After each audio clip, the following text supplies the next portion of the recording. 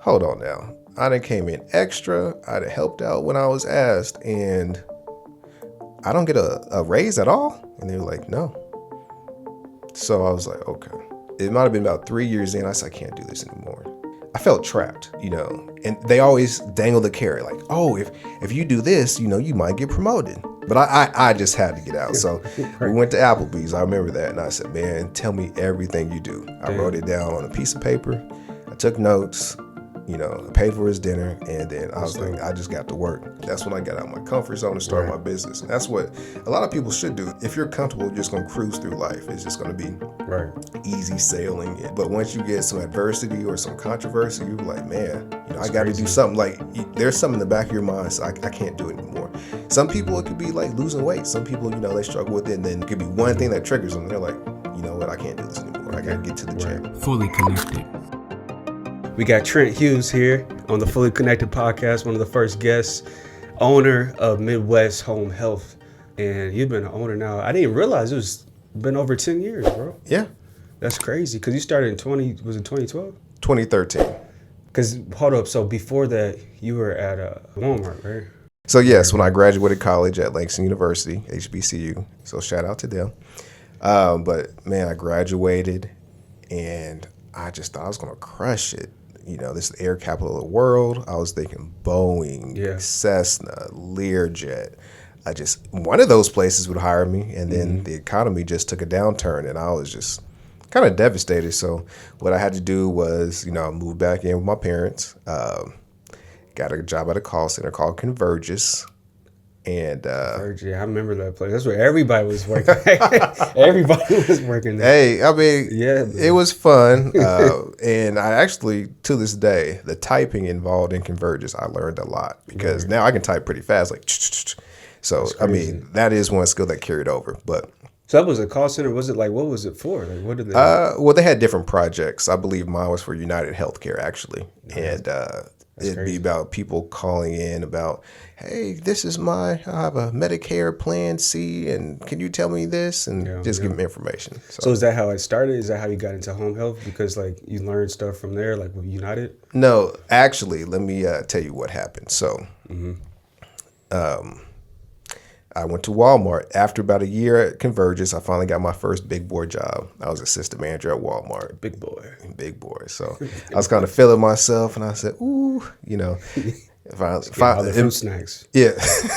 In my head, I was making big bucks, but, thinking back at it, I was able to live on my own, sustain myself. So, but man, I was there. And at first it was cool. And then after a while, because I was salary, so it was my first salary job. And they made it sound so good. They said you get 3 days on, 3 days off. If you're overnight, you get 4 days on, 4 days off. That's how they reel them in. They try to say. So I was like, oh, man, that's a lot of quality time. I can do what I want. I'm still young, going to the gym every day, stuff like that. And, still went out on the weekends. How old were you when you started there at Walmart? 22, 23. Dang, yeah. So I think 20, one of those ages. So, and spring chicken. So what wound up happening, after the first year was cool, but I was working long hours, and then they'd want more and more. So they said, hey, the market manager's coming, we got to make sure we buckle down. And, instead of 3 days on, 3 days off, it became, 4 days on, 2 days off. Or if we had inventory, it was like nobody gets a day off until inventory's done. Dude. So I'd be working every day for a month. Really? Yeah. A month straight? A month straight. They may give you a day off here and there, but it's like you're expected to get, because inventory is a big deal in retail. So they have this thing called shrink. And, if you have a big shrink number, it can affect everybody from the store manager, on down, because it might be his job. So he or she is concerned about that number. So they were going to make sure everything was counted and everything was good to go. Because what happens is there's a team called Regis, not sure who does it now. And they have these little ticker things, and they just count the inventory one by one. They go, and then they go to the next item. And they have like a little scanner, and so it goes. I mean, it's a one day all job. The items in like the aisle of the Walmart? In the whole store, yeah. Dang. So they probably have a team of like 20, 25 people. I mean, they count things in the back room. If you have trailers in the back, they count. And it's a pretty cool process, and they just ship on out. Wow, that's crazy. So, I'm working all these hours and I'm not getting paid anymore. And I'm like, you know, I see hourly people and I'm kind of calculating it. They might be making as much as me because instead of working 40 hours or 36, however the week falls, I'm working 50, 60 hours, sometimes Right. 70, especially overnight. And overnight was the killer. Now, it was more laid back as far as the atmosphere, but you were expected to get your job done or you couldn't go home. So I'd come in at Dang. 8 p.m.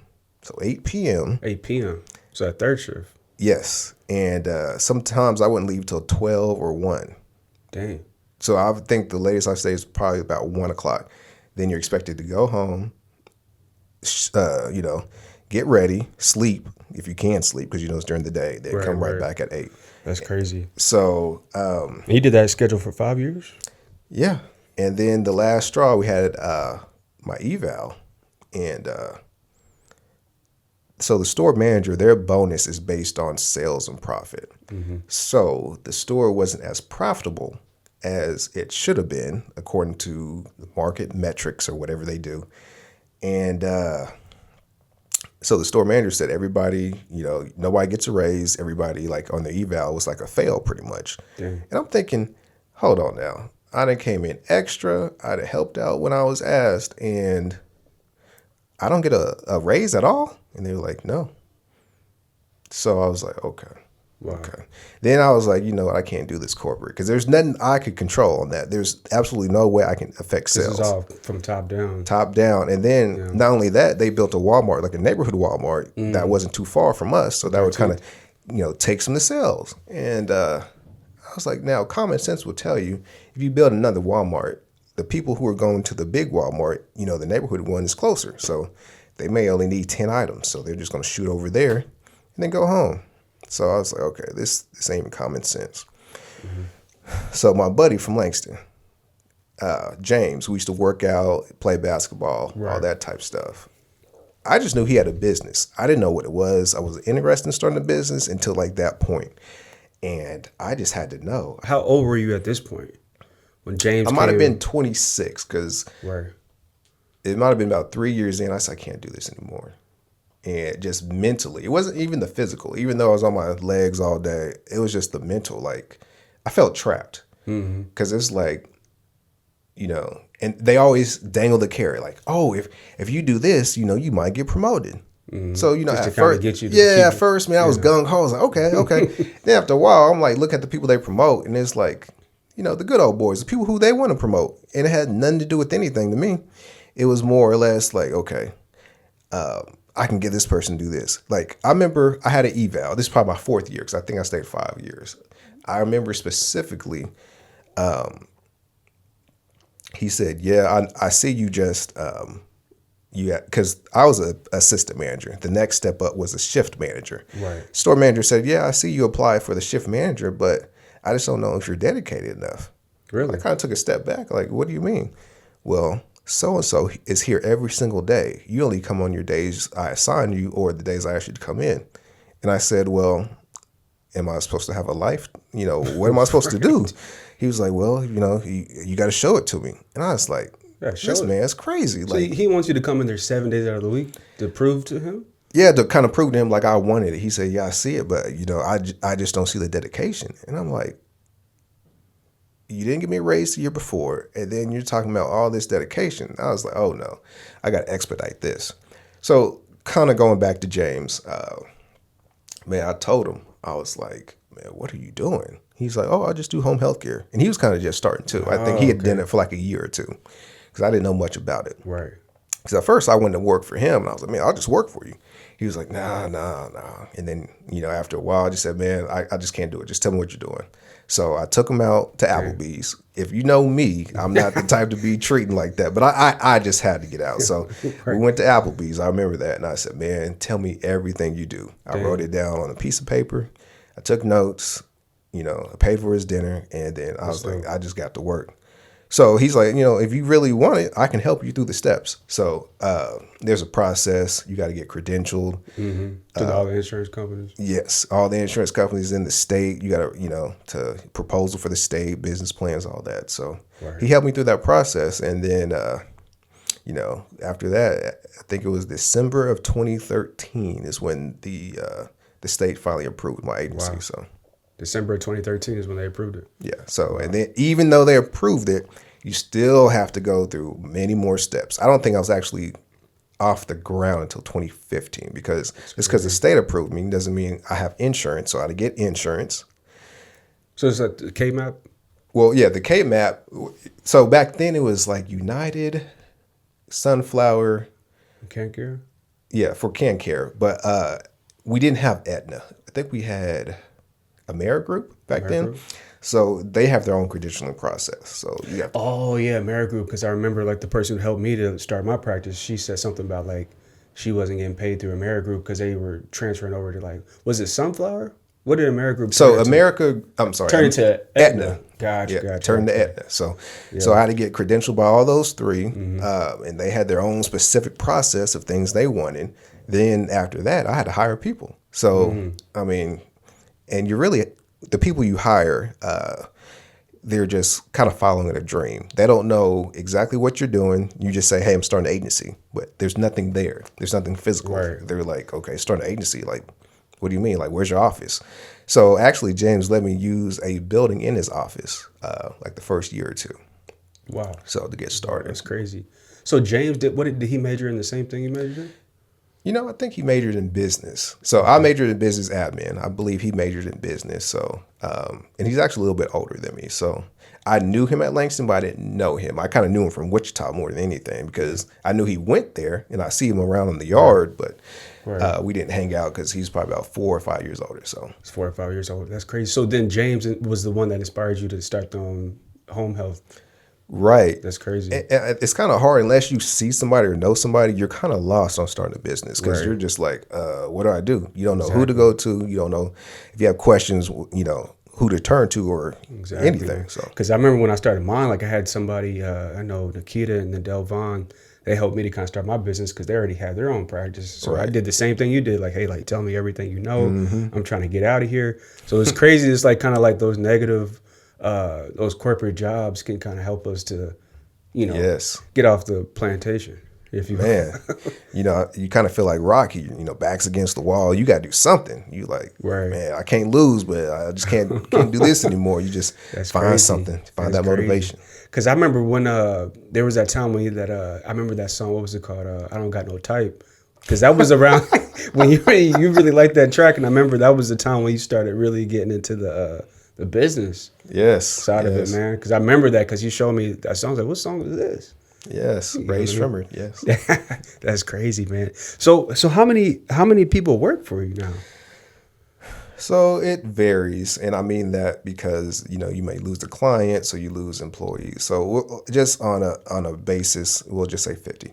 Just 50, say it fluctuates. So some months it may be 45, some may be 55 because clients go to the hospital, clients go to nursing homes, and then if you can't find work for that person, they naturally leave. Or okay, gotcha. So how would you describe what home health is for people who don't know, who are tuning in? Like when they hear home health, they're like, okay, like I know what it is, but like most people, I would say most people, but some people have no idea. Sure. So home health, what we strive to do is if you have a loved one, they don't have to be elderly, but majority of my clients are. Right. They need help and assistance. They don't need a nursing home, but they need somebody there either daily or every other day. It could be helping them shower. It could be cooking. It could be even companionship. But they're just in a place where they just need a little extra help, and that's where I come in at. Gotcha. So it's like most referrals through like hospitals or just straight from Google? These days I have a good relationship with the case managers, but when I first started, so when you're a new agency, what they do is they're like, oh, you're new? They give you all the problem people, the people that nobody wants. They're like, man, nobody will take them. Like, and sometimes it's not their fault. They're elderly. They may have dementia. They may have different mental issues. So they give me all those people, and I'm like, man, I'm grumpy old man. I'm like, is this what it's going to be? But I had to stick to it. And man, I remember there was one time somebody called in And I was like, oh, and this man was calling me every hour, and I did not know what to do. Dang. And I only had like 2 employees, so the other person couldn't go. So I had to go out there, me not knowing anything. I just had to suck it up. You know, I think I was probably playing some Dipset anthem or something to hype myself up. Dipset anthem, you know, I was like, I got to get through this. So That's and crazy. he lived in El Dorado. I remember that. I had to go out there and help him. And when I came in the door, he was like, oh, the boss is here. And I'm like, yeah, the boss is here. The boss is here. Yeah, The champ is here. Yeah, he said The boss is here. Yeah, he said, oh, the boss is here. I was like, yeah, I'm here. So It's crazy, man. I'd help him out that day. So That's crazy. I've done it all. Definitely, man. So speaking of Dipset, man, because I remember back in the day. Oh, yes. You always talk about Dipset, man. We got to talk a little bit about Dipset for a little bit since you bring that up, like, or just music in general, because you've always kind of had a taste for music a little bit, but now you're in more of the modern stuff now. But like, do you still listen to Dipset? Like, why is Dipset so important to Trent? So, I mean, And maybe Dipset inspired you to start your own business. Like, I mean, I don't know. So, you know, the thing about Diplomats, Dipset, Cameron, Jewels, Jimmy, you know, all those guys, Jim Jones. So, I remember the first time I heard them. Right. I was 17. We were at football camp. And we were like, somebody let me listen to like their, like, it was an iPod. It was like a Walkman back then.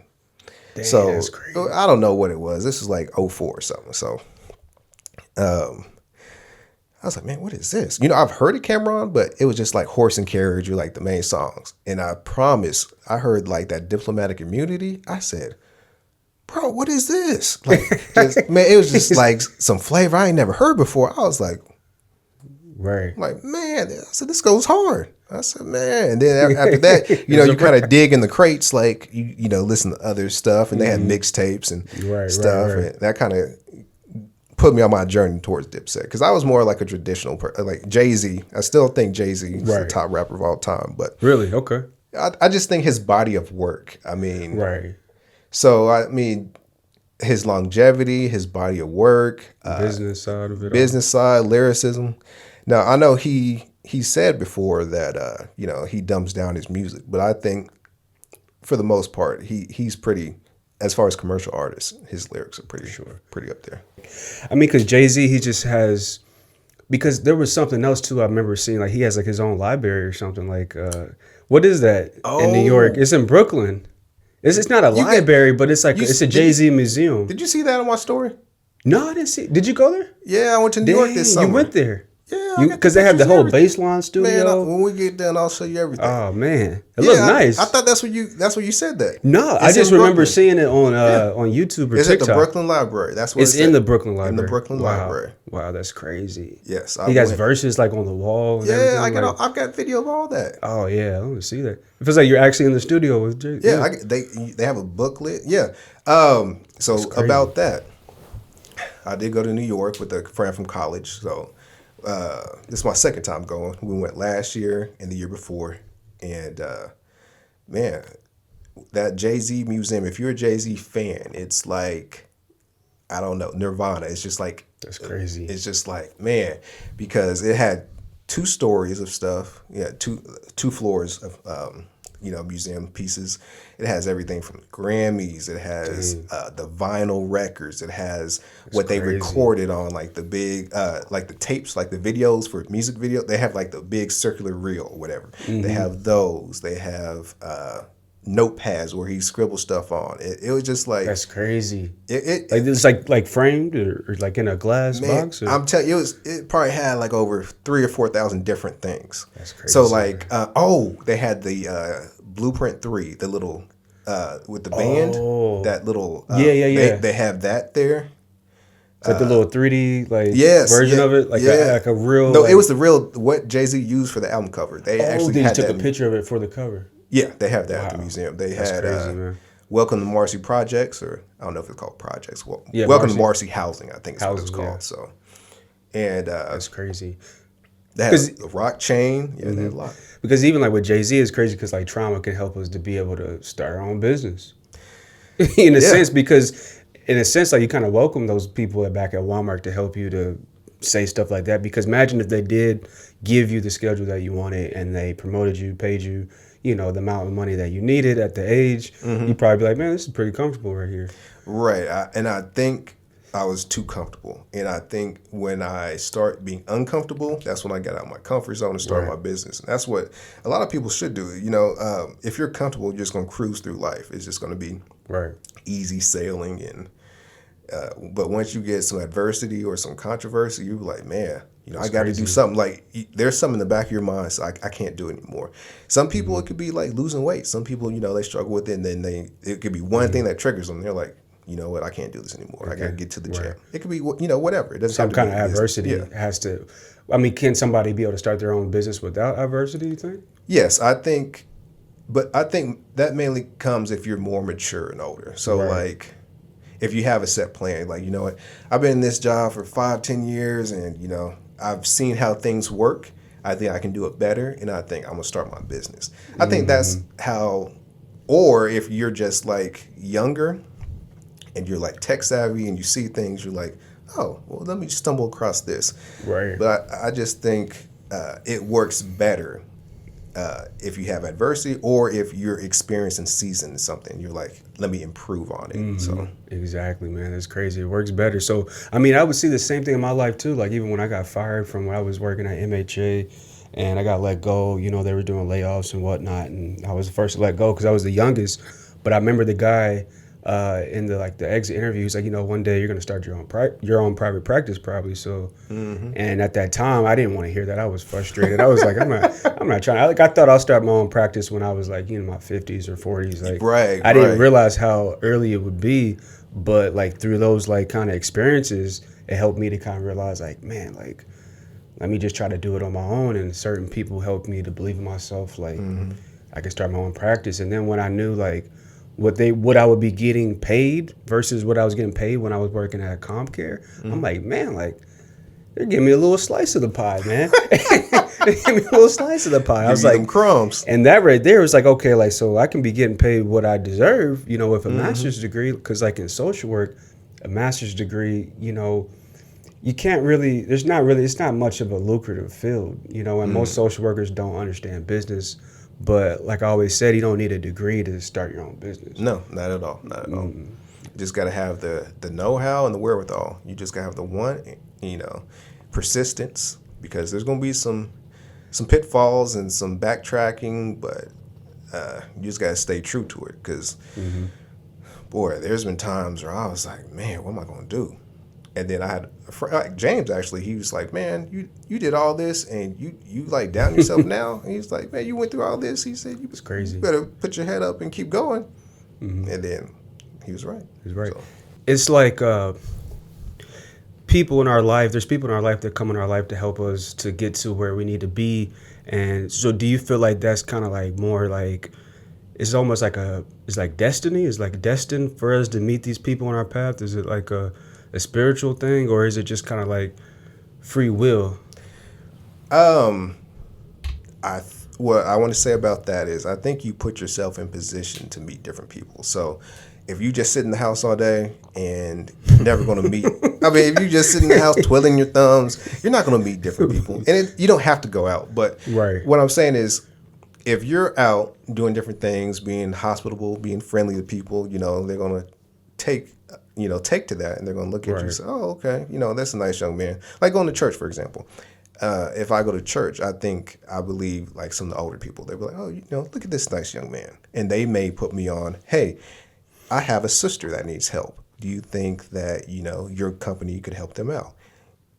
Now, like I said, if I was just sitting in the house not doing anything, I would have never had the opportunity. Right. And I think a lot of people are like that, just, you know, getting out, being friendly, and just putting yourself out there, even though it may seem scary. Just going to different events, going to things you're not used to. I mean, you'll meet somebody as long as you are welcome to it. So I don't want to say it's destiny, perhaps, because I think there's work to put into it. You got to put work into it. Yeah. To meet those. Because then it's like if you didn't put the work and then you met James, you didn't finish school, then it would be like, yeah, James has his own business, but like he would say like you need to finish school first before you can even do that. But since you guys had the same pretty much major, it was it wasn't really that big of a leap to go into what he was already doing. Right. So what is he? How does he feel now? Like now I don't know if he's still doing home health. Like what does he see? Like now you've been in it for 10 years. It's like kind of like, Yeah, he's still doing home health. I actually Yeah. talked to him on the phone yesterday. So we had a brief little 10-minute conversation. So we talk, and we actually have meetings every other Saturday. And it's for business owners around town. okay. We kind of hold each other accountable. So we have goals. And Oh, so that's the James you said that was in the meetings with yeah, you guys. yeah. So yeah, With, when I you when and I Lamar invited, and Anthony and everybody. yeah, those Mm-hmm. meetings. So yeah, we meet every other Saturday, about 2 hours sometimes. That's Spills cool, into man. about 3. But we talk about many different things. It could be we have weekly topics. We share our testimonies about what we've been through those past 2 weeks and what difficulties, and we try to bounce things off the wall off each other. So like someone's having trouble with with people. Employees. Right. And we may say, hey, have you tried this? Have you tried, recruiting off a ZipRecruiter or off of Indeed? It's just different things. I mean, those are just a basic example. It's a basic, yeah. But it could be something major. It could be like, hey, my business is losing money. So we may be like, okay, well, have you tried this? Have you scaled back on, advertising and put more money into this? So Exactly. Do you feel like with like your job, do you have enough time when it comes to like stuff like dating and relationships? Like, because like back at Walmart, you said, yeah, but I want to have a life, and so now hopefully you are able to have that time to. Oh yeah, You know what I mean? I mean, I'm off weekends now, so I still receive phone calls since I'm the head man. So there will be times where something happens where I have to take a phone call, and it used to bother me, but now I think about it like I'd rather have phone calls here and there than Right. have no phone calls and just be sad and down the dumps sometimes. So, Right. So if I have phone calls, that means business is maybe not crazy, going well, man. but its business is going. So Business is going, man. It's good that the fact that we both have our own business and you can be able to have that freedom and not have to worry about anybody trying to fire you or look down at you. It's just, it is a level of peace, but it comes with responsibility. it does. And when you said about threatening to be fired, my first boss, he was Start cool. having a little anxiety, that tightness in the chest. Well, I didn't know because I was new. He was cool with me. He went to the gym a lot, so we kind of bonded over that. He went to the University of Arkansas. I think he might have played ball a little bit there. So, and he was taller, and man, they were like, when he comes in, if this isn't done, we're gonna get fired. I'm like, boy, I never believed him until like a month in. We had a meeting, Damn. and the first thing he slammed the door, and he was just like, y'all don't believe anything I say, and this and that. I'm like. Dang. At first, I kind of thought it was a joke, like, and then I was like, "Oh!" Everybody else was just like, they're like dead serious. I'm like, "Oh, let me kind of, shaping up." Right. And It's like I'm just picturing like in those movies, like in the drug movies, when the little kingpin guy comes in and yeah. he sets an example, shows an example for one. So let me tell you about this story. So this is crazy. So Yeah. at Walmart, we all have, as managers, we all have our area of not expertise, but management. So like there's a front end manager, and the front end manager does the front end, the back room, and like the parking lot. Then you have like a grocery manager, and then you have like the GM manager. And this is just like so this was the model when I was there. So you had 3 managers, and the store manager came in. He liked to do this a lot. He liked to leave and come back. You wouldn't know when he was coming and going. So I guess he left for a meeting, and he got on the radio. He said, so-and-so, I'm not going to say the manager's name, why do we have no shopping carts on the grocery side? And we're like, oh, well, let me get so-and-so, the cart pusher, to go out there and get them.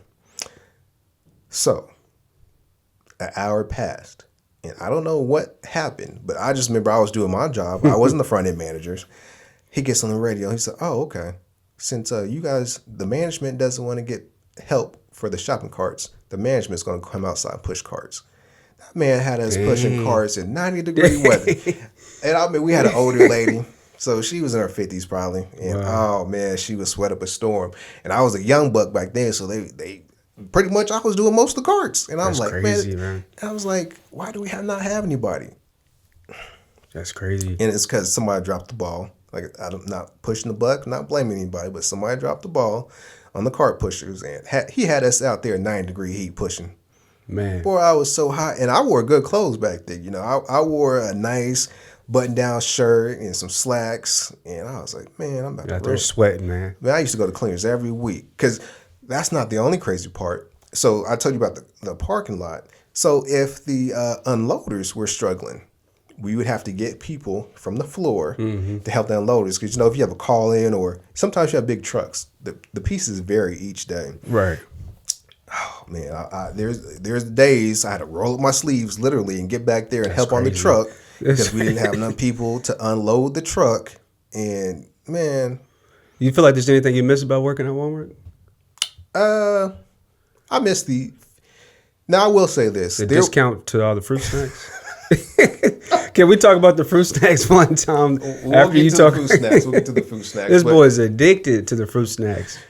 I'll say this. The one thing I did learn about Walmart is how to talk to people. Yeah, there you go. And what I mean by that, you get out of college, you finally get your big boy job, and you're like, hey, I need this done. Because that's how it's presented to me from the store manager. It's not filtered at all. Hey, we need to get this department cleared out. We need to get ready for Christmas. So I'm like, okay, fine. I'll just tell the toy department manager, hey, this is what we need. And, I thought it was fine. But right. I remember a girl pulled me aside. She worked in electronics. She said, if you talk to us nicely, we'll get things done faster and we'll appreciate it. I'm like, huh? Oh, So wow. I'm like, my store manager telling me like, hey, we need this done right now. And if not, somebody's job on the line. That's like the urgency it was presented to me. Right. So that's how I presented it to the next person. But you really have to have a filter when you trickle it down to employees because they're not under that type of pressure. They just come to do their job and go home. They're not concerned about the overall health of the store. And it's kind of similar with the business. Like, I'm going to be the main one worrying about everything. As an employee, I just want them to go to work, do their job. Now, if you have issues, call me. And now I have an office manager. So call the office manager or whatever, and we can get everything sorted out. That's cool, man. I need to get an office manager. It helps a lot. I need to get some employees. I don't have to wake up at 5 a.m. and go run. Now I can go run at like 8:30 or something. That's crazy, man. So like we were saying, like the worker, the employee, he or she is just focused on just going to work, going home. Like, how do you get out of that mindset? Because there's people that are watching the podcast who maybe want to start their own business, but they just have that mindset of maybe just go to work, go home, or maybe they don't. But like, what's the switch? Because for you it was James, but there was also something else that really, I don't know if it's like a personality trait or just. You have to be comfortable with, I mean, there's no other way to say this. You have to be comfortable with being uncomfortable. There's going to be situations, and a big part of that, when you start your own business and you don't know when you're getting paid, how much you're getting paid, it could be nerve-wracking. Right. So for me, when I started my business, I wasn't completely free until I think it took me about 3 or 4 years to be completely free. Because I started when I was at Walmart. I actually did start the business.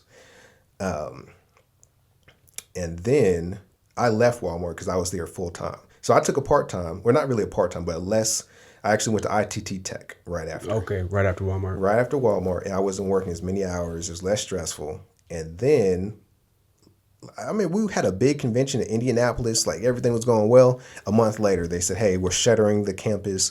You have a severance package, and good luck. Dang. I'm like, what? And how long were you there? I think I was there 6 months before that happened. So you quit Walmart and went there full time at ITT? Yeah. So, Dang. I mean, it was just easier. It was I had a known schedule. It was 8 to 5 Monday through Friday, or maybe 8 to 4. So, I had 2 months of maybe 3. It wasn't too much of that severance package. And then I found a job overnight doing Protection 1. And that's when I did monitoring people's houses. That's when I did protection. But I'll say this. Also, you gotta want it because facts. What people don't know, when I was working overnight, I'd work overnight from 11 p.m. to 7 a.m. After that, I'd go home, get a nap. I wouldn't say sleep. I'd get a nap. Dang. And I'd be back working on my business by noon. So I'd only get 3 hours of sleep. And this was last for a year and a half. I only got about 3 hours of sleep. Are you serious? So say serious. that again. Say that schedule again. You went. So I was overnight monitoring, right? So I'd work 11 p.m. to 7 a.m. 11 p.m. to 7 Go home, take a nap because it wasn't sleep. And so it'd be about 8 o'clock before I got, sleep. Damn. By about 11:30, I was up again because my business, I was working on that by noon. I did that 12 to 5. Just to get everything set up. Just get everything set up. And, Wow. I actually had clients. I had a few clients. I had employees then. So I had to be available to them by noon because, I can't sleep all day. They were like, what kind of business is this? The head man, you can never get a hold of him. So I only slept those 3 hours. Wow. So 12 to 5. So the sacrifice. Sacrifice. And then after that, I'd go to the gym.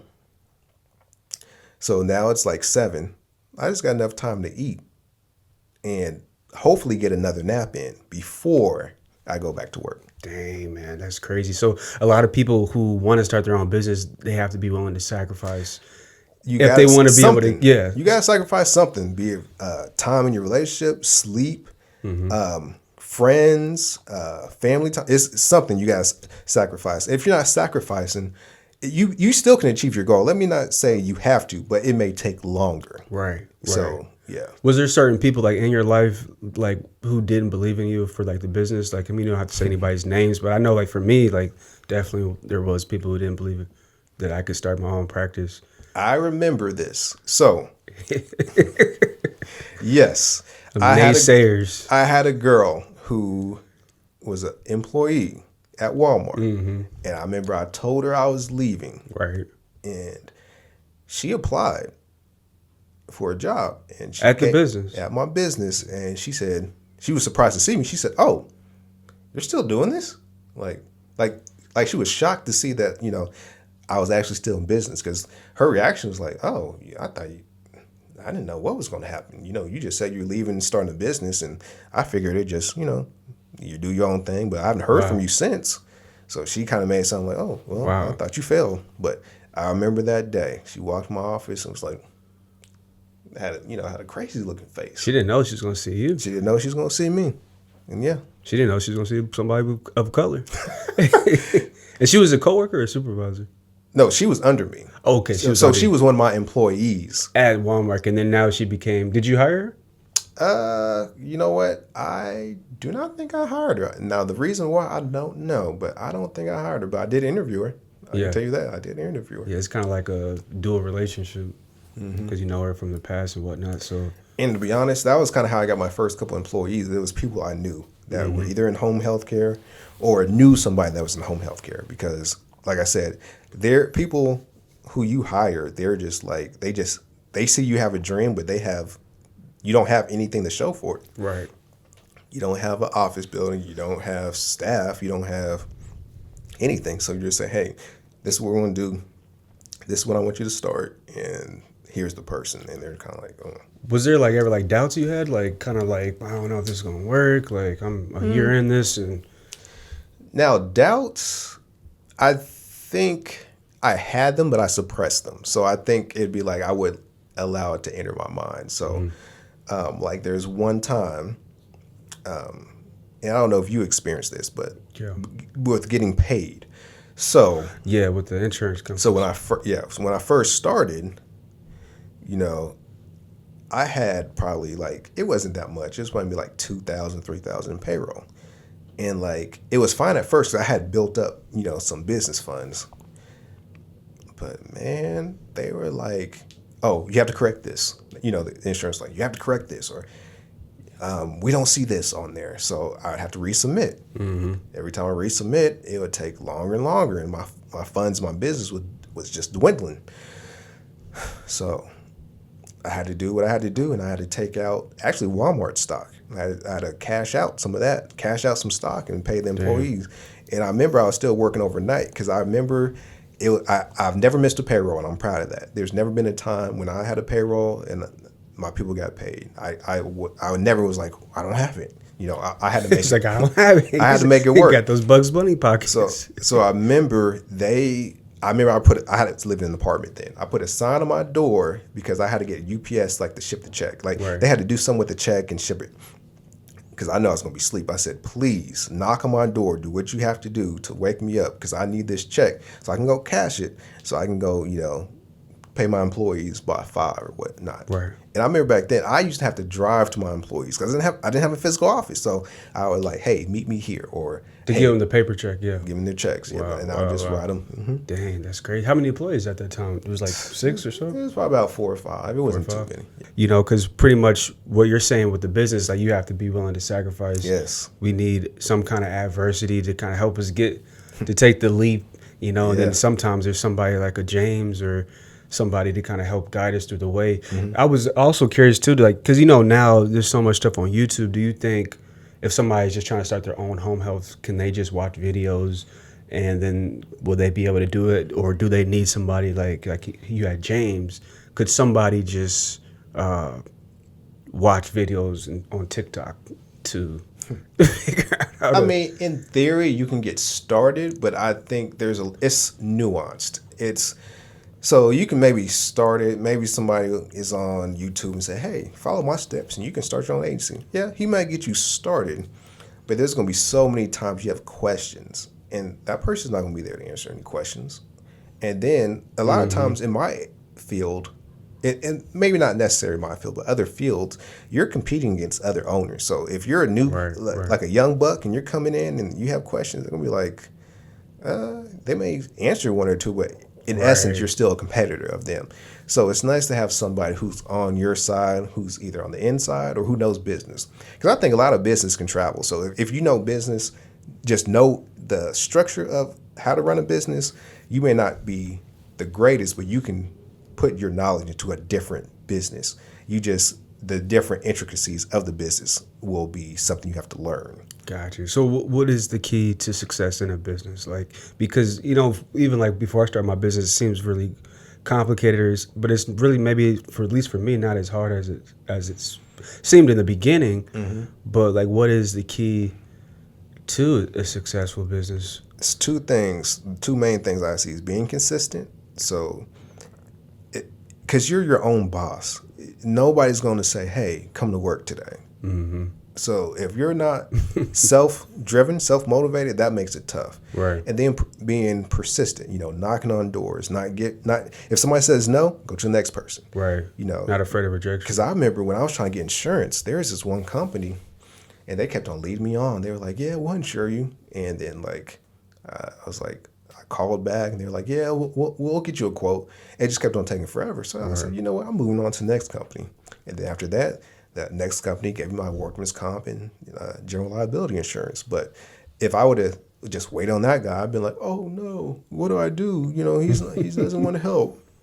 But you know, you can only cry in the mirror for 5 minutes to yourself before you got to man up. And what I mean by that is it's okay to have thoughts of being sad or being upset or being angry, but you got to look yourself in the mirror and be like, it's go time. It's go time. It's go time. It's ready to go. So I really feel like it's kind of like a personality trait because like you said, being self-driven and being consistent, like sometimes I feel like that's connected to our personality because there's certain people in their personality, they're not really, you know, they don't have that. I mean, maybe they could if they learn or change habits, but I do feel like some people are just built to be an employee. And there's nothing wrong with that because you have employees, but some people are just not going to be able to start a business. And then everybody has their own unique skills. So maybe it'll be best for you to partner with somebody. So maybe like you know how to build things, but you don't have a clue how to market or anything else. Maybe get with somebody else who has the business acumen and you know how to build a product and you guys get together and make something work. Right. I think that's a very viable option for somebody who may not have all the business skills, but you have other skills. Just partner with somebody. That's crazy. And this is a good idea, man. I mean, you guys got to take notes if you guys tuning in, watching and take notes to hear Trent from the story. So what's new? What's going to be new with the business? Like, what's the future? Are we just going to kind of maintain everything? That we're going to expand, hire more people? Yeah, the goal is to hire more people each year to be more successful each year. Now, that's not always possible. Especially during COVID. So it's not only my business changed, the whole world changed. And what I mean by that is the attitude of people. Before COVID, like hiring was a whole different mindset. You know, people were like, okay. Because you're going inside people's homes too for home health. Well, yeah, the employees. Yeah. Right, the employees are. So, yeah. So what would happen and I'll kind of talk about the COVID and going inside people's homes. But what would happen, before COVID, I feel like people were more like, hi ho, it's off to work we go. They had like that attitude, like, oh, I'll just go to work. Then COVID happened, and they sat down on the couch, or they did their own thing for a year, 2 years. They're like, you know what? Maybe I don't want to work anymore. Wow. And it kind of took out the consistency, the rhythm. It did. It's finally bouncing back where I can see where people are like, okay, I need to work. I need to get back into it because, and this is no fault of the government. The government was helping people. And if you give somebody extra $600 to sit at home and to not spread the COVID-19 or whatever you choose to call it, and you got people who are going to work, there was like a tension, I feel like, between those two groups, because I was an essential worker, an essential employee. Right, you still had to go. I didn't stop. COVID didn't stop nothing over here, so I still had employees. Right. But finding the help, I'm like, hey, come work for me. They're like, yeah, the government's paying me this money right now, so I think I'm good. That's crazy. That's what made it difficult. It made people kind of lazy because they were getting paid to stay at the house. Yeah. Let's say complacent. It made them complacent. Complacent is a better word. Yeah, there. it made them complacent. So, Complacent. I mean, it did. It really did. And so now, like, it's crazy, too, because I saw something, like, I think it was last week, it said something like Dr. Fauci said that the 6 feet distancing was just something that it wasn't backed by science. Well, I think back then we didn't know what the heck was going on. Right. This was like, bubonic plague. This was like one of these things we never had seen before. So I think that was probably like better be safe than sorry type deals. Do you feel like we overreacted? I don't want to say overreacted. Maybe overly cautious. But then again, we had millions of people who died. So I can't say we were overreactive. People still lost their lives. Yeah, for sure. And we were still doing things to be cautious. And like I'm saying, just imagine, this was like a horror movie. You wake up one day and like people are dying left and right. Right. So like when I went to New York, I can see how that thing spread like wildfire. Because in New York, everything is so close. Yes. Subways, everything. Just walking down the street in Manhattan. Bumping arms. Man, you run into people left and right. And just Wichita, I mean, you can walk anywhere. You're not really, there's no like subway where you're close to people. The only time you're really next to somebody is either at work or a sporting event or something, when you're in close proximity. Right. So, because I remember I started the practice like right when COVID, like I had to put in 4 weeks to quit, but I put my 4 weeks in that last week, COVID-19, like NBA shut down everything. And I was just like, dang, like, I remember my boss being like, are you sure you want to start? You trying to start your own business now? And I'm just like, I am positive, because I was preparing for it took like a whole year to get credentialed on the insurance companies. Yeah. Oh, so so it took like a whole year. So I think it's good to start a business while you still have a job, just like it's good to look for a job while you still are employed. It's safer that way, I guess. Yeah, because like I said, I had a little bit of a little golden parachute, if you would say. I had like a golden parachute. Well, I had like when I said I was talking about the insurance companies took forever to pay. Right. I had like a little bit stashed. Okay, yeah, it wasn't like back there. Yeah, I had a cushion. That's what I'm saying, a parachute. But not like Daddy Warbucks though. Nah, yeah, not like, but he had something there. I had something. So I may have had to go into my pockets for the Walmart stock, but I didn't have to max out credit cards. I didn't have to borrow, thousands of dollars where I have to pay back on like 8% interest. Right. No, it was more like that one time I had to use it, and then that was it. That's crazy. What do you feel like, just a little side note, like people that know Trent, right, as outside of the business, everything, there's a common thing that people say, and I think we know what it is. It's like, Trent is always late. Trent is always on that CP time. And I know like for the business, I know for the work it's probably different, but like just when it comes to like showing up to play pickleball, just different stuff like that. So just like people are watching who know you, it's like I feel like now it's just good to break the air just to kind of let them know for the record, like, why is Trent late? Does Trent value time? That's what people ask me, like, does Trent value time? I'm like, yeah, I think he do, but so shows up 2-3 hours late. I but think maybe I think about it differently than everybody else. So right. Maybe I do value my time, and maybe I get so involved in the stuff. And actually, it's funny you mentioned that. I actually looked up, like, why am I always late? I think I kind of have a little bit of time blindness. What's that?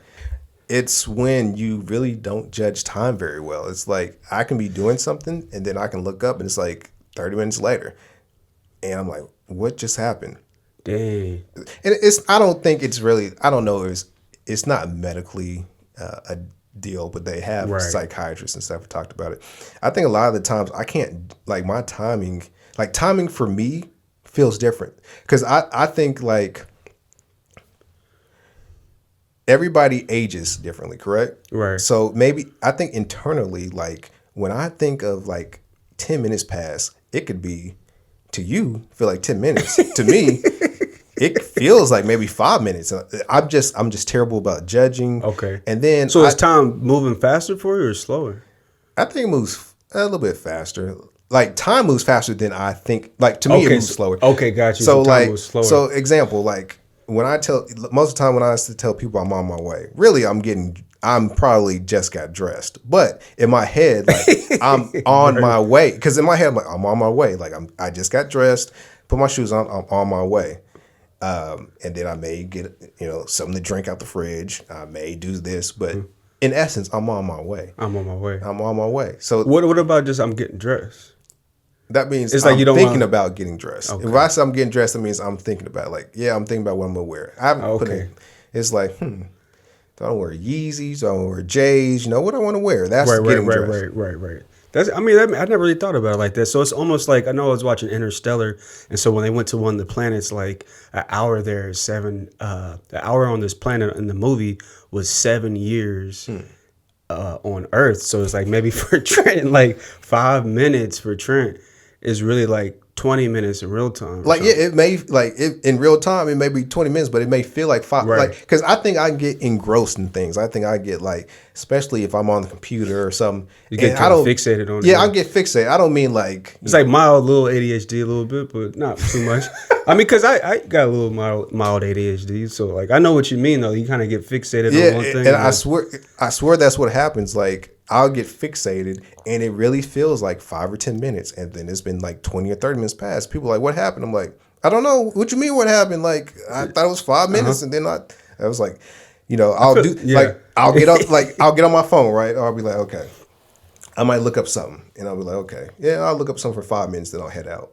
And then it'll be like 15 minutes later. I'm like, dang. I swear it's been 5 minutes. And then like, then I got to rush. And then I hate rushing because every time I rush, I forget something. So that's why I'm also slow. Because so you try to avoid having to rush, so you take your time. Man, every time I rush, it could be in the morning to go to the gym. If I rush to the gym, I've noticed, I forgot my Apple Watch. Let me go back. I forgot my headphones. I forgot. Like, I just feel like if I'm just slow and steady, I'm just like, okay, well, slow and steady, the tortoise. Yeah, I'll get there eventually. So okay, like when the people that like hate on you about that, or like people that complain about, like, what do you tell them like that? Because I mean, that's kind of really like, I think it's a personality trait. Like, some people are just like, no, this is one thing I will say.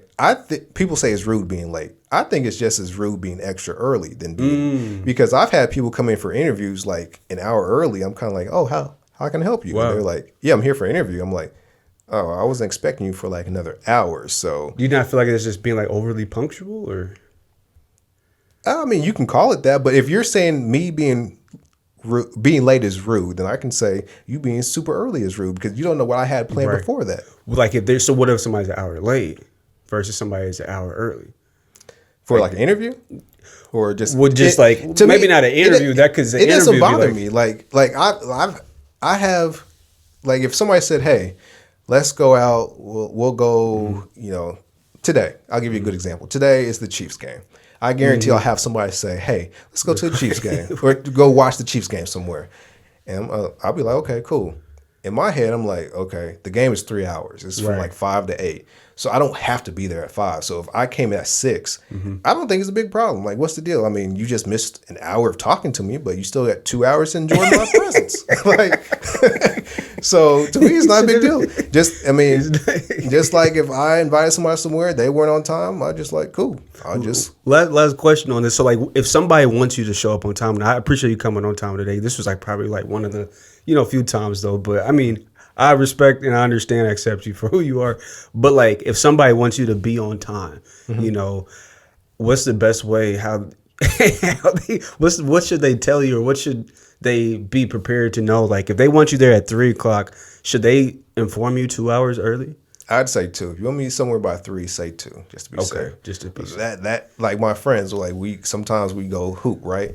So I know Daniel's. I blame Daniel for this because you said he's more late than you. I mean, it's just like we'll get there. No rush. So That's cool. You know, when you rush through things, you miss things, like I said, or you don't get to enjoy it. So enjoy life. You know, if you're 5 minutes late, just let it be. Like, if you're so anal about time, you're really, because that's really control. You're mad because you don't have control. So for somebody who's like so mad about that, to me, is saying that you're mad because you can't control. So was there like something like in your childhood with somebody who was like very just like punctual and kind of wanted that, and it made you kind of realize, I don't want to be like that? Like maybe it was a teacher, a coach, or I'll be honest with you. I remember in high school, like I never wanted to wake up. My mom would. I didn't believe her. One day she came in, she had a glass of water and said, boy, I woke up then. I said, oh, I'm up. I just have never been like a punk. I just never have been like punctual. Yeah, punctual. Like, yeah. I remember that. I remember in football, I remember like I'd be sometimes late getting to the practice field because I'd be getting dressed and hee-hawing around. Just I can't think of a time when I was just like, yeah. Oh, I'm here 10 minutes early. Like, because I remember like just seeing it, because like I remember like going to church when I was a kid. Like my mom, she would always forget something. We would have to go back to get the coffee or get the watch or whatever it was. And then my dad, he was like just very punctual because, grandma was always, taught us to be punctual. But I remember seeing how irritated my dad would be when my mom would be like late and just be watching Oprah or something, trying to get to church. So it was like kind of like, man, like I don't want to be like that. But then I realized as I get older, sometimes I am kind of like late, or even like my first client of the day, like I let them know, like if you're coming at 9, like I might be running like 5 or so minutes like late, but if you're okay with that, you can still come. Because better than me. When I had an internship, I remember I'll always be late to the internship. I was working at Brooks Middle School, and it was a paid internship, and I got credit, so it was a good deal. And I remember the intern, the lady, she hired me because she said she thought I was funnier than the other people interviewing. but anyway, she was saying like, yeah, Chris, like when you start, finish college, when you get a career, like being on time is important. Like you could get fired, like coming late like that, showing up 5-10 minutes late. And it just like kind of like scared me. I was like, oh, I could get fired. And I was like, I don't want to get fired. I want to be a good employee. And then it just I always remember her voice telling like, hey, you can get fired if you show up late. But now, or for myself, like, who's going to fire me for showing up? I mean, I guess my clients, but I mean, they already know. I informed them I'm going to be 5 minutes late. So that's why I have an office manager, because she's there at 9 in the morning. So, 9. Wow. So she's there at 9. So, I mean, I don't have to rush. I don't have to think about it. I remember one time at Protection One. So, actually not one time, every time. And people who work with me, they'll tell you that when I worked. And Protection One was after IT? Oh, yeah. I didn't get there till like 11:05, 11:06. Because I had like a 5-minute grace. And, yeah. And I'd be speeding. So I'd be speeding just to get there. And man, I remember I'd put your badge in the door, and then I'd run downstairs, get on the computer, clock in real quick. Dang. And then I'd go back to the hallway because we had lockers, so I had to get my headset and all that stuff, get situated for the day. Sometimes I get water or something. So really, I would just clock in by like 11:05, 11:06. Wow. I wouldn't get ready to about 11:15. And my manager, she would just get like irritated. She was like, you know, one of these days you'll make it on time. Like, I don't think she was really upset. She was just She's like, one of these days you'll make it. She believed in you, man. You know, one of these days you'll make it. I never did. I never did. That's crazy. So that was your boss at the time? Yeah, she was my boss at Protection One. But, So now it's interesting because now you're an employer. So like, what about when the employees are late now? Like, is maybe you have like a policy there, like, hey, like, you know, yeah, you come in as you can. Like, maybe that's why people like working for you because you can they can no, show up it's an hour not late. quite like that because you got to think the clients are going to hold them accountable too. Because a lot of my clients are elderly, and they're really time sensitive. So Right, like, they if take you're the late, medicine. Or, yeah, so yeah, they got to be on time. Yeah. But then they're not in a position, and I hate to say this, but it's just a different position I'm in. So right. and I know that is, I guess you call it a flaw, character flaw, whatever you like to call We it. all have character flaws, you know. Nobody out here perfect, you know. But yeah, I'm usually late, so It's just kind of how it is. Do you feel like you've gotten better with it? I feel like I've gotten worse since Really? I've become my own I boss. feel like you got better. But think so? you feel like you got worse? I feel like I'm worse because it's like Dang, anything in my life, that's crazy. it's kind of like, who is going to say something about me being late? If it's not a friend, who's going to say something? I don't have a boss to say, all right, you're not on time. I don't have anybody. Nobody to hold you accountable. Like, honestly, I was late to church today. I mean, I'll just be honest. I went to church this morning. I was late, but it was, I don't even know how. Like, if you ask me how I was late, I don't know. I woke up, I think I got on StockX, and then I got on Facebook, then I got on my Instagram, then next thing I know, it's like, oh. 30 minutes went by. It's like, man, let me get in the shower. Like, let me get ready. It's late. It's like, That's exactly what happened. I was like, man, let me hurry up and get in this shower and get ready. So, man, I mean, it happens to me too. I mean, I guess now, like you said, like I don't have a boss either, but I guess like, you know, obviously like my girlfriend, she holds me accountable and she gets pissed off when I'm, but I think, if I'm downstairs like editing like, you know, video or making a beat or something, she's like, all right, like you've been doing this for like an hour. I'm like, really? It's been an hour? Like, I thought it's only been like 25 minutes. so that's what I'm talking about. about. Exactly what I'm talking about. You feel like it's been like shorter, but it's really been longer. And it could be due to the fact that maybe whatever I'm doing, I'm enjoying myself. And naturally, when you're having a good time goes by fast. They say time flies by. Definitely. So it could be like a video game. I play video games to kind of, ease my mind. I'm in a different world, know, instead of being in this pressure cooker every day. Like, this is somebody's parent. This is somebody's kid, somebody's aunt, uncle you're taking care of. So, you have that pressure. So when you get home, you either want to work it out, like go to the gym, or you just want to chill and play a game or two. Do you feel like, kind of like speaking of video games, do you feel like life is kind of like a video game? You just get one shot at it, or? So, I would say life. You could say life is like a video game, Like Assassin's Creed. If life is like a video, like what kind of game would be similar? It's like I don't know. We'll just say Mario, since I can't think of anything. Okay. So Mario, you start off small in every Mario level, right? Mm-hmm. You can upgrade. You can get bigger. Okay. And then you get your coins. You get the Get your coins. So you get your coins in Mario, and then you can upgrade. There's different Marios have different upgrades. One has fireballs, one has like a cape. One is like invincibility. So there's different upgrades you can have in life. For sure. There's different upgrades. Like, so what would be the upgrades in life? Like, obviously, money is an upgrade. Like, I'm sure, like, since working at Walmart, you probably, tripled your income, if not more. But, like, what are the other upgrades? Like freedom. Like, there is just something that money can't buy. And just that freedom. It's just like that sense of I'm free.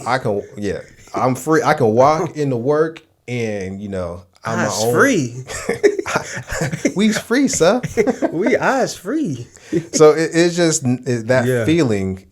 Nobody can take that away from you. So it's kind of like, even if I worked in corporate for Walmart, I could be the CEO. You have shareholders you have to adhere to. Mm-hmm. So it's like they could fire you. Mm-hmm. But I guess technically you could say I have people who hold me accountable, my clients. If they don't like what I'm doing, they could go elsewhere. So, or my employees, but they don't like how I'm treating them, they can go elsewhere. So I guess there is that kind of balance there where, I can't just do what I want. But I mean, And I'm just not that person anyway. I treat people with respect, and I try to help out as much as I can. So what's the other upgrades to life other than freedom, money? Freedom, money. I don't want to say clout, but because I'm not a boastful person. Most people who know me, I have a business, but you would never know. Right, because you don't post it on your Facebook. Like on your Facebook, it still says office assistant. Yeah, that's fine. I mean, it's kind of like you want to, keep people. Yeah, I like being low key. So, because what was that post? Because I went on the Facebook today just to kind of see, because I didn't know if you had it on there. It was like something you reposted and said something about being humble or something. Oh, it was yes. good. I was like this because I heard that before somewhere. I was like, man, that's. I think what the quote was. He says, "I never tell people what I do because when I do, all that's doing is telling them how much respect they should be giving me. They're measuring the respect. Right. So if I said I'm a janitor, subconsciously you're going to be like, oh you're a janitor. Right. But if I say, yes, I'm the CEO of a Fortune 500 company, you'd be like, oh, yes, sir. And it's like that for a lot of things. Even not just saying that for me having a business, which I think is true. I think even physical. So I think if somebody's like in physically good shape, like, and has their own business, you're naturally like, oh man, I'm gonna follow this person. And this is no disrespect to anybody who's not in shape, because I'm not in the best shape right now. Exactly. But and if somebody who's not in shape, you may look at them like, oh, they're not disciplined. Subconsciously, I think we do that. It may not be something we admit to. I do think when you look at somebody, you prejudge them. And when they tell you what they do, you prejudge them. And it may be something as subtle as like, okay, so he's the manager. So, I mean, he at least is a little bit smarter than it's the like average person. People rank themselves, like, especially like when you go like to those little mixer parties or just little get-togethers. People ask you, oh, what is it that you do there, Trent? And then you say that. But like when people ask me, what do? I just say I help individuals and families to become their greatest version. Or I say something like literally like what I do, or I like to play pickleball, or I just like, and sometimes it's kind of like I do it on purpose in a way just to kind of, and sometimes I get irritated because they know like they're really asking like, what's your position? But I just tell them what I do for that reason. Because I remember I read a book and it was talking about what that quote was saying. And I've noticed that too, when you tell somebody like what you do. And when I would used to tell people like, oh, I worked at Best Buy, and oh, I'm this, or now I'm a therapist, and they'll ask you, well, where do you work at? And then I just say for myself, like, you can kind of see like the response. Like their eyes. So it's like kind of like, oh, really? You're young. Like, okay. Yeah. And even like there's this racist guy that works in the building. He is an employee of one of the other businesses there. He's an older white guy, and he's always so like confused and baffled. He's like, so this is all yours? Like, what is this fully connected? He's like, what is that? I'm like, Jim, like, come on, man. Like, he's like, what is this? Like, I'm like, he's like, so you don't have a boss? I'm like, no, like this is this is me, man. Like, get out of here. So like some people are kind of, still, they don't really believe in you just because of how you look or your age or whatever. Like I started my business when I was, in my mid-20s. So that's another thing. Like they look at you like, are you? How can you do it? Like, well, I just believed in myself and I did it. But I don't like people putting their expectations on me. Right. So maybe if you look at me as a business owner, you could look at me, it could be 5 different ways. You could say, you're a black man, you're young, or you were younger when you started, or you could say, you don't look like the businessman type, or, this is the perfect job for you. Anything you can think of. I mean, people think of when they see you. So I'd rather I want you to judge me for me than judge me for the businessman. Did you know like you would be like at this level of success, like when you were like out of high school back in 2004? Like, did you think you would just, like you said, you would be working at like one of the aircraft, just kind of maybe being a manager? To be 100% honest, I figured my life would go. I would work at like, Cessna for like 20 years, then start my own business, and then just kind of relax. Start my own business when I'm like 45, 50, and, just kind of just live the life. But, times change, and I started way earlier than I even anticipated. Like I did not anticipate starting a business in my 20s at all. Do you feel like the next like accomplishment is like marriage? Like now, since like we have the business and whatnot. Marriage is a goal. So let me tell you about my goals. I have a broad or I have 3 broad goals that I have. And every time I knock one off, I have to put another one on there. So my original 3 goals were to become a millionaire, to have my own house, and have a Mercedes. Okay. So the Mercedes. Yes. Got the house. I'm not a millionaire. Not a billionaire. I'm not a millionaire. Man. Even if I was, I don't know if I'd tell you guys, but no, I'm not a millionaire. Right. I mean, would you want to? Why would you want to be a billionaire? Like, there's a lot of million, not billion. Okay, million. I thought you said billion. Oh no. I was like, billionaire is a whole different. No, just a millionaire. It's crazy. It's just a personal goal. So like, I believe. Yeah. So to be a millionaire, that you just have to have $1 million like in your check-ins or your savings, or no. How does that? You need to have a. Because I have an advisor through Edward Jones, and we have like some kind of formula. So we meet once a year, and she says, "Hey, you're on track. You're not on track. It's just for retirement because it's a little bit different for me. I don't have like a company that I'm working for that's going to give me like a pension or something when I retire. So I have to put money away now. Because I do that same thing. I put it in every month. Put like $350 aside. Yeah, I kind of do it. I'm kind of like lazy, so I just do one big check once a year. So yeah, there you go. So I do you do the same thing. Yeah, it's the same thing. So I just do one check, give her the check, and then they, I guess they have a team of experts, and they say, "Hey, we want to invest in this." There's somebody on the couch. That's what they always say. They're like, "Yeah, we're going to invest in these stocks and then that." But I mean, I see it go up, and then sometimes it goes down. But they tell me not to look at it. But I'm like, man, it went down 2 years ago. I think it bounced back last year, if I remember. But my mom, it'll be funny. She's like, "Have you checked on it?" I'm like, "Nah."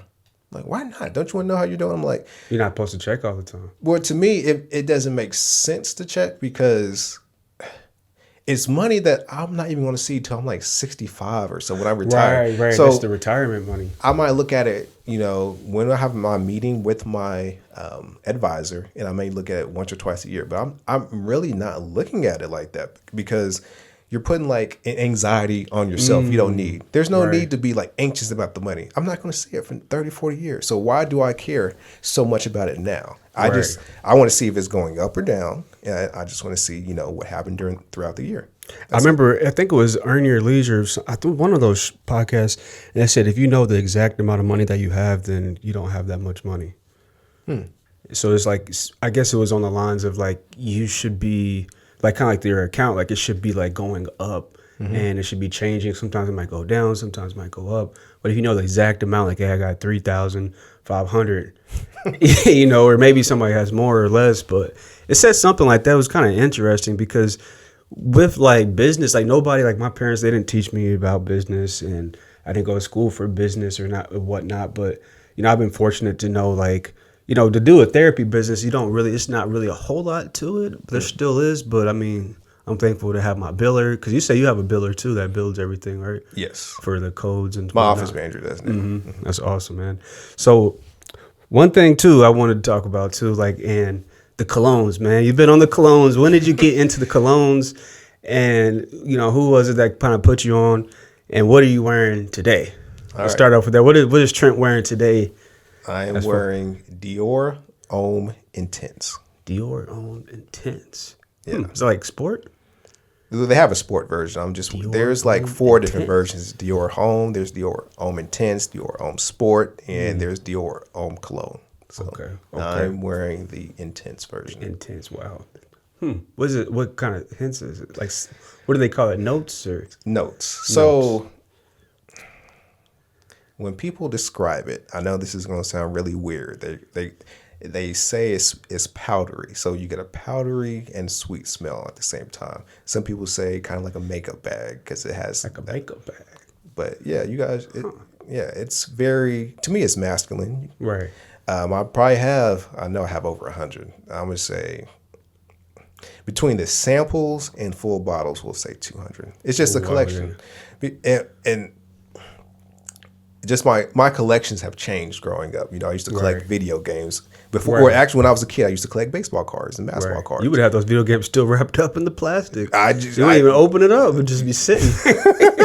I still got a few like that. I got PS5 games I need to Just play. in the plastic, man. So it's hard finding time to play sometimes. Right. I have like reliable games I play. Like I play the Madden, I play the 2K. Like those are something I can play any day of the week. So I might just play right. because I have franchise and dynasty modes. But then the other games, I have to really sit down and be like, okay, it's time to play this. Like right now, I'm trying to play Alan Wake Remastered. What's that?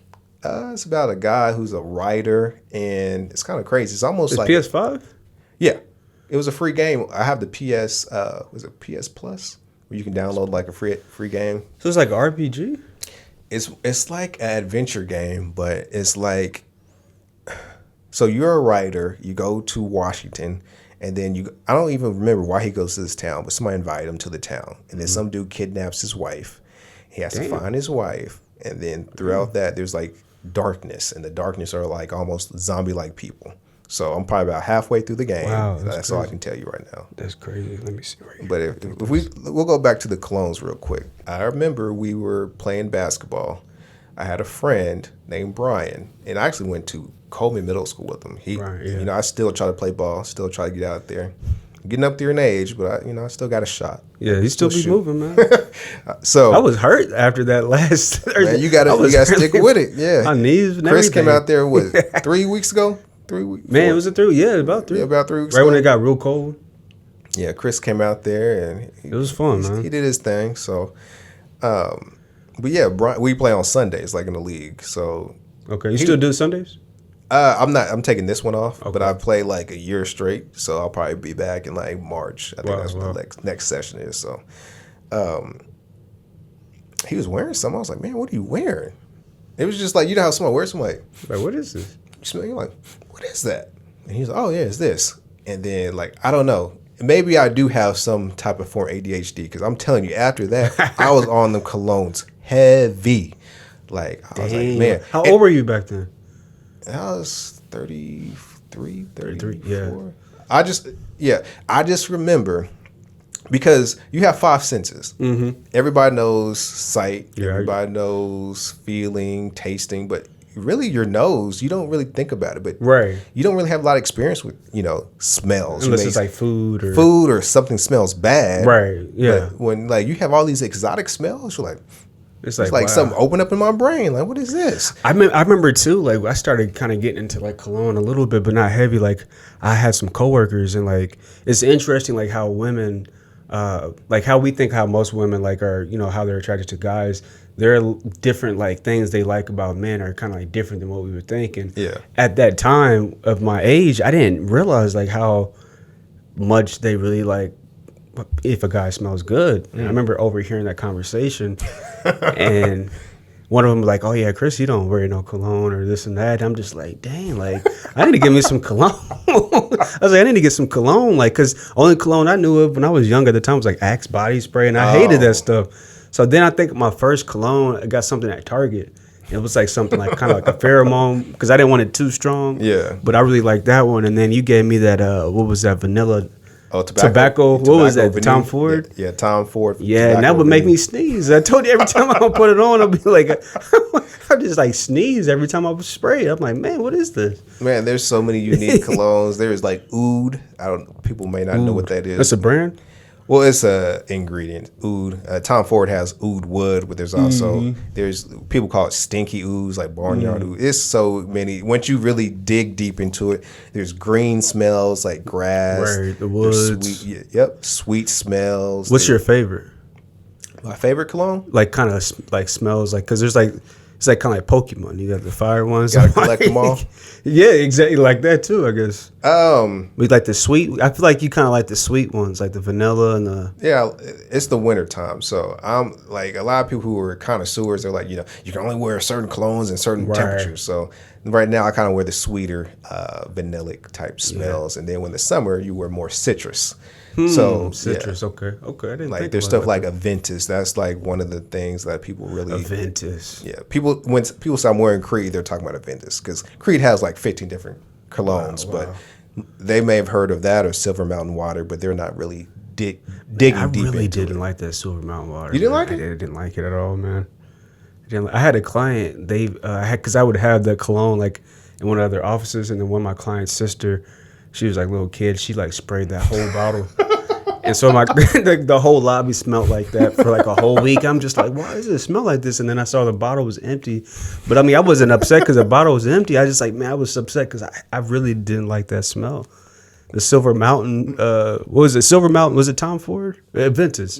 Is Creed Ventus. Silver Mountain water. Yeah, I was like, man. So, before we get going, I would say, what is, like you said, the top 5 colognes? Your top 5 favorite? Or you could do brands or top 5 favorite. Man, there is so many. We'll say the one I have on is number 5, Your Own. We'll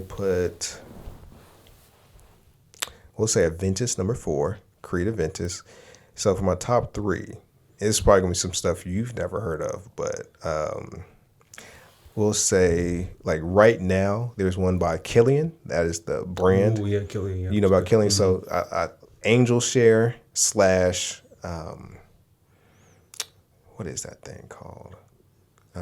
Straight to Heaven. We'll say Straight to Heaven and Angel Share. We'll say those Straight to Heaven. What is that, like a vanilla? It's like a wood and vanilla. It's like rum, wood, and vanilla. This seems like it smells good. Is it like what brand? Killian, yeah. Okay, Killian. Yeah. Number 2, and this is, if you really have to smell it, is Tobacco Oud by Tom Ford. Tobacco Oud. Oh yeah. So it's like you spell tobacco vanilla. That's tobacco and vanilla. This is tobacco and oud.